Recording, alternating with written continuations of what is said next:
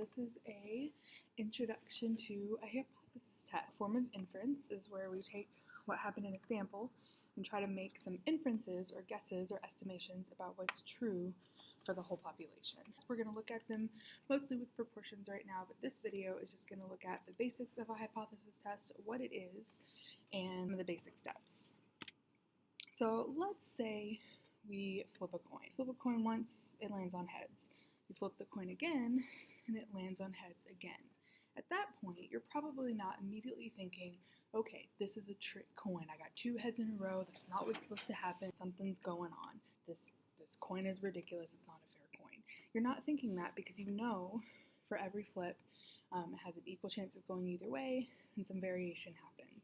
But let's keep going. So two heads in a row, we're maybe not too concerned. The probability of that happening is about 0.25. So 25% chance of that happening. It's not that unlikely. What about three heads in a row? Probably still not too concerned. It's about 12.5% chance of happening. Four heads in a row, still not too concerned. It's about 6%-ish happening. Five heads in a row is where people start thinking, okay, wait a second. This seems really suspect. That chance of happening is about 3% or 3.125% chance of that happening.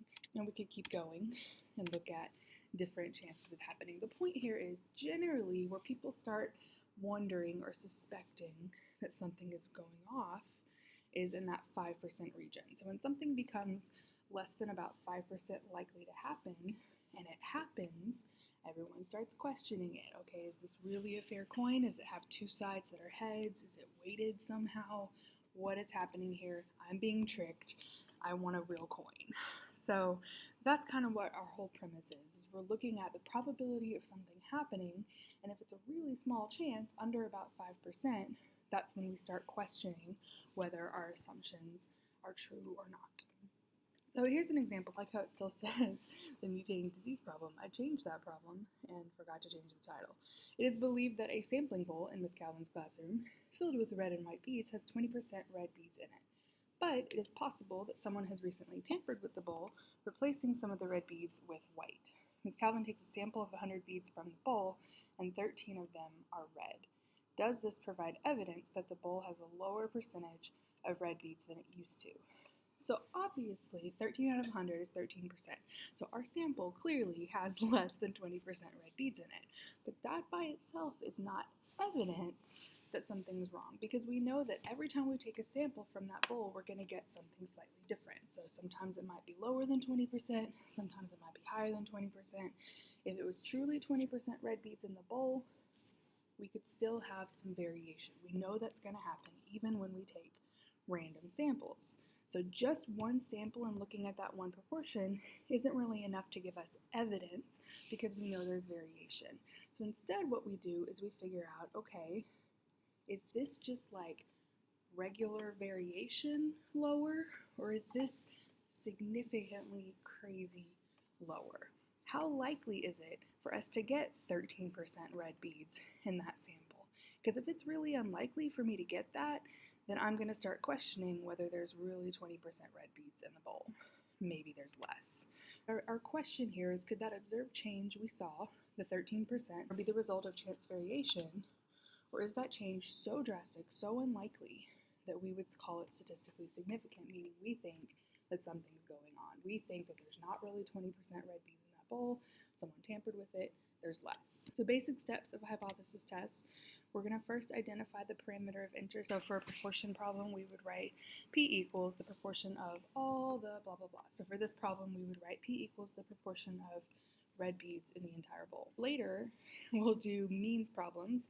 So for that, you would do mu equals the mean of all blah, blah, blah, blah. But we'll get to that on another day. And we're going to check our conditions or assumptions, just like we did with confidence intervals, just like we did with sampling distributions. Then we're going to state our hypotheses, and there's a specific way we do that, which I'll show you in a couple of slides. Then we're going to do our calculations. This is finding the probability of what we thought was going to happen. And then we'll write our conclusion in context. So in terms of what's new and what's different from sampling distributions, these two, hypothesis statements and conclusions, are going to be a little bit different, something new that we didn't do already before. Everything else is very similar to what we did with sampling distributions problems. Just real quick, our conditions, it's basically the same ones we had for sampling distributions. Random sample, 10%, and then our success failure condition, does NP and NQ greater than or equal to 10? If those conditions are satisfied, we can use the normal model to conduct a one proportion Z test. Hypothesis statements is one of the things that is new. This is where we state what we think is true now and what we think might be true for real. So there's two hypotheses. One of them is called the null hypothesis. This is our statement of no effect or no difference or no change. It means everything is as we thought it was at the beginning of the problem. So our null hypothesis is always going to be an equal sign. So we would write null hypothesis H0, P equals whatever number we think it equals. So for our red beads problem, we think it's 20%, or that's what it used to be. So we would write P equals 0.2. That's our null hypothesis. It's always an equal sign, and it's P equals a number. We have an alternate hypothesis. This is what we think might be true, or what we're trying to show is true. So that alternate hypothesis could be P is greater than a number, P is less than a number, or P is not equal to. It just depends on how the question is worded, what you're trying to find. That number is going to be the same number that the null hypothesis was, so 0.2. We're just going to replace the equal sign with a less than or greater than or not equal to. So again, for the red beads problem, our HA, our alternate hypothesis, would be P is less than 0.2. So HO, P equals 0.2, HA, P is less than 0.2. And that's all we're going to look at for now. We will get into the next video. I'll kind of go through the actual steps for that specific problem.